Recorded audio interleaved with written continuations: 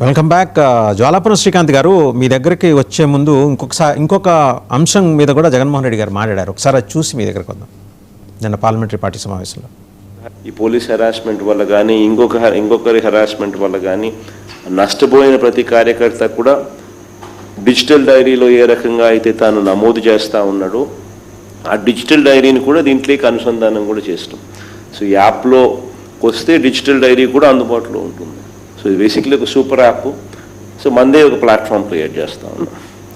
So ఒకవైపున మనం ఈ మిగతా ప్లాట్ఫామ్స్లో సోషల్ మీడియా పోస్టింగ్స్లో సోషల్ మీడియా వాళ్ళ మీద చర్యలు ఏదైతే తీసుకుంటా ఉన్నారో అవన్నీ కూడా ఆ ప్లాట్ఫామ్స్కి రిప్రజెంట్ చేసి అవి అండూ చేసే కార్యక్రమాలు ఎలాగూ మనం చేస్తూ ఉంటాం.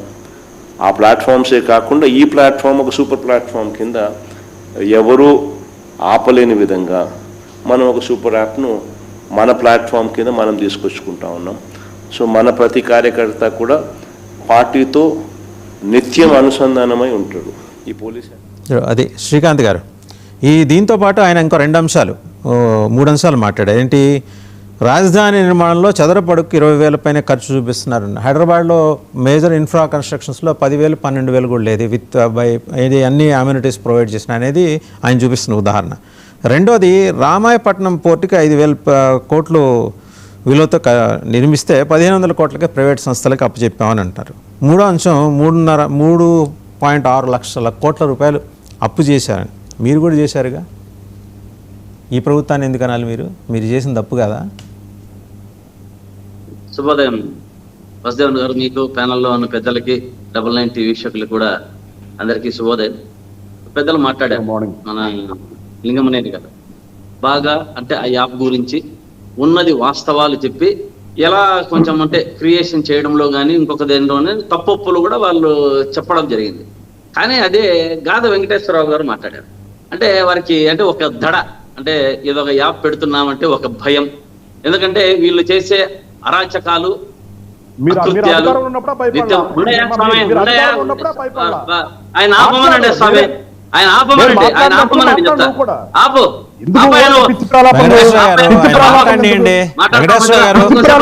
వెంకటేశ్వర గారు మాట్లాడి మళ్ళీ వస్తారు. నెక్స్ట్ మీరే మాట్లాడేది.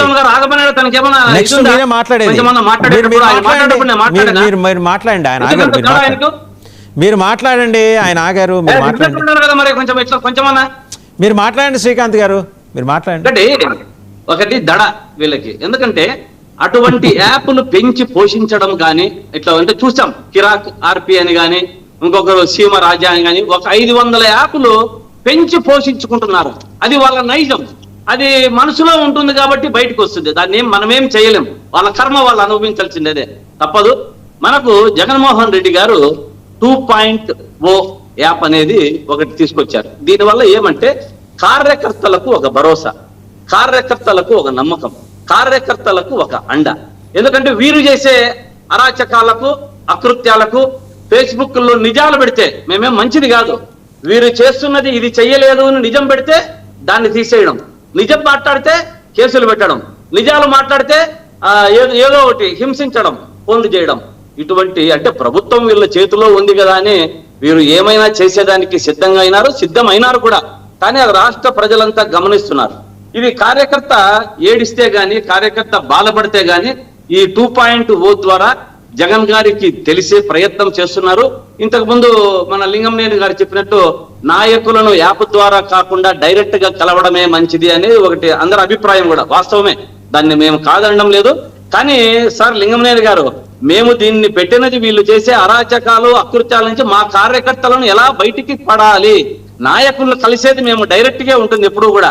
ఇంతకుముందు వసుదేవన్ గారు కూడా 2-3 సార్లు ఎందుకో వాళ్ళకి ఒక అభిప్రాయం ఏర్పడింది. ఏదో జగన్మోహన్ రెడ్డి అంటే ఇన్ని అంచెలు గోడలు అది ఇదుకుంటే ప్రతి ఒక్కరు కలుస్తూనే ఉన్నారు, పోతూనే ఉన్నారు, ప్రతి నిత్యము జరుగుతున్నదే ఉన్నది. కాకపోతే అదేదో ఒక ముద్ర పడిపోయింది.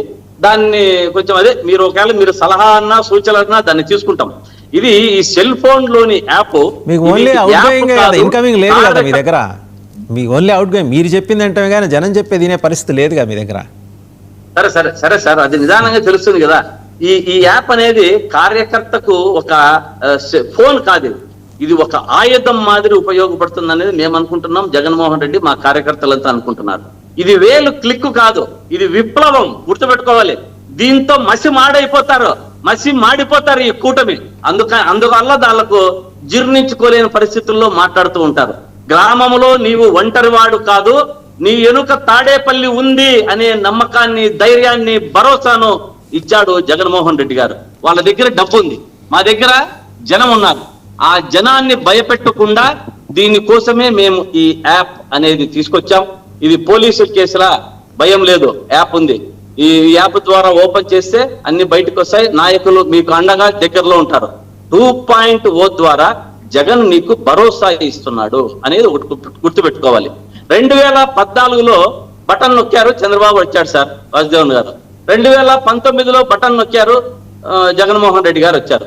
2026లో బటన్ నొక్కండి, జగన్ 2.0 వస్తుంది. అదే విధంగా 2029లో బటన్ నొక్కండి, జగన్మోహన్ రెడ్డి గారు వస్తారు. ఇది కేవలం యాప్ కాదు, ఇది కార్యకర్త ఆత్మగౌరవం, ఇది కార్యకర్త వైఎస్ఆర్ కాంగ్రెస్ పార్టీ భవిష్యత్తు.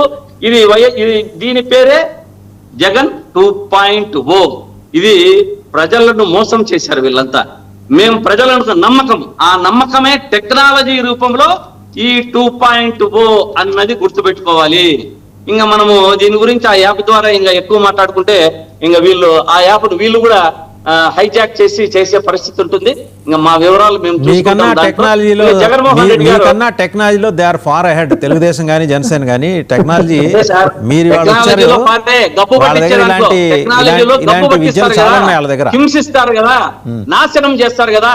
టెక్నాలజీ ఎక్కువైపోయే నాశనం చేశారు. ఆ యూట్యూబర్లను, యూట్యూబ్ ఛానళ్లను పెంచి పోషించి తిట్టేదానికి పెట్టారు. మేమట్లా తిట్టడానికి కాదు, కార్యకర్తకు భరోసాగా, కార్యకర్తకు నమ్మకంగా. శ్రీకాంత్ గారు, అసలు దీనికి మూల కారణం పీకేని తీసుకొచ్చి సోషల్ మీడియాని దరిద్రం చేసింది ఎవరు? సోషల్ మీడియాని దరిద్రం చేసి ఇవాళ ఈ పరిస్థితిని మీతో సహా ప్రతి పార్టీ, ప్రతి కార్యకర్త, ప్రతి మహిళ ఎదుర్కొంటానికి కారణం ఎవరు? సార్ నేను చెప్పేది, వీరు చేసే అరాచకాలు, అకృత్యాలు అప్పటికే ఎక్కువైపోతే ఒకరిని తీసుకొని వచ్చి అట్లా ముందు పెట్టాము. ఇప్పుడు అది కూడా సరిపోవడం లేదని మనము దీన్ని 2.0 మా కార్యకర్తల కోసం పెట్టగలిగాం. ఒకటి మనకు వాసుదేవన్ గారు, మీరు ఇంతకు ముందు ఇంకొక రెండో ప్రశ్న చెప్పారు. రాష్ట్రం అప్పుల ఊబిలో జగన్మోహన్ రెడ్డికి చూపారు. ఎస్, వీళ్ళు రాష్ట్రాన్ని, అప్పులను, మనము రాష్ట్ర ప్రజలను ముంచారు అనేదానికి ఒక 2-3 పాయింట్లు నేను ఎక్కువ చెప్పను. ఆర్థిక శాఖ మంత్రి గతంలో వస్తూనే ఏం చెప్పాడు సార్? వీరిచ్చిన లెక్కల ప్రకారము దాదాపు 10 లక్షల కోట్లు అప్పు చేశాడు జగన్మోహన్ రెడ్డి అని దుష్ప్రచారం చేశారు. అంటే వీళ్ళ యొక్క దీనిల కోసం. కానీ టీడీపీ హయాంలో 2014-19లో వీళ్ళు చేసింది 3 లక్షల పైచులకు కోట్లు. అదే మన వైసీపీ హయాంలో 2019-24లో అది కూడా 3 లక్షల పైచులకు కోట్లు అయింది. కానీ వీళ్ళు దిగిపోయేటప్పుడు వీళ్ళకి సాక్షాత్తు గవర్నర్ గారితో 10 లక్షల కోట్లనే అబద్ధాలు చెప్పించారండి. అది వీళ్ళ యొక్క రాజకీయం. అంటే ఏమి రాజకీయం అనాలో దాన్ని అర్థం కాదు. కానీ మరి కాగ్ లెక్కల ప్రకారం కానీ, సిఐటి ప్రకారం కానీ అసెంబ్లీలో వచ్చేటప్పటికే మరి పయ్యావుల కేశవ్ గారు కరెక్ట్ గా చెప్పారు. మళ్ళీ దీంట్లో పేపర్లకు పోయేటప్పుడు కానీ, వీళ్ళు ఊపదంపుడు ఉపన్యాసాలు ఇచ్చేటప్పుడు కానీ 10 లక్షల కోట్లని నిస్సిగ్గుగా అబద్ధాలు చెప్పడం. వీళ్ళ యొక్క హయాంలో చేసిన దాంట్లో అప్పులు మా హయాంలో చేసినది జగన్ సంక్షేమం కోసం అప్పులు చేశారు 3 లక్షల పైచీలు కోట్లు. దీంట్లో డిపిటీల ద్వారానే దాదాపు 2,70,000 కోట్లు ప్రజల దీంట్లోనే పడింది. అమ్మఒడి గాని, రైతు భరోసా గాని, ఆసరా గాని, చేయూత గాని ఇవన్నీ కూడా కోవిడ్ టైంలో కూడా ఆగలేదు, గుర్తుపెట్టుకోవాలి. ఇటువంటి పరిస్థితుల్లో ఈ 2 ఏళ్లలో ఏమన్నా ఉందా? ఈ 2 ఏళ్లలో వీళ్ళు చేసిన అప్పులు 3,70,000 కోట్లకు దాటిపోయాయి. అంటే జగన్మోహన్ రెడ్డి గారు చేసిన 5 ఏళ్లలో చేసిన దానికంటే ఇప్పుడు వీళ్ళు 2 ఏళ్లలోనే గత ప్రభుత్వం కంటే దాదాపు డబల్ దాటిపోయింది. కానీ వీళ్ళు కాకిలెప్పలు మాత్రం అసెంబ్లీలో మాత్రం బయటికి మాత్రం చెప్తూనే ఉంటారు. మా హయాంలో ఏం చేశాం సార్? ఇంకా 16,000 స్కూల్ ఆధునీకరణ చేశాం, 17 మెడికల్ కాలేజీలు తెచ్చారు. ఈ దీంట్లో కూడా వీళ్ళు అప్పు చేస్తే వీళ్ళకు దీనికి ఈ అప్పు చేసినది దేనికోసం చేశారు? వీళ్ళు అప్పు చేస్తున్నది ఇప్పుడు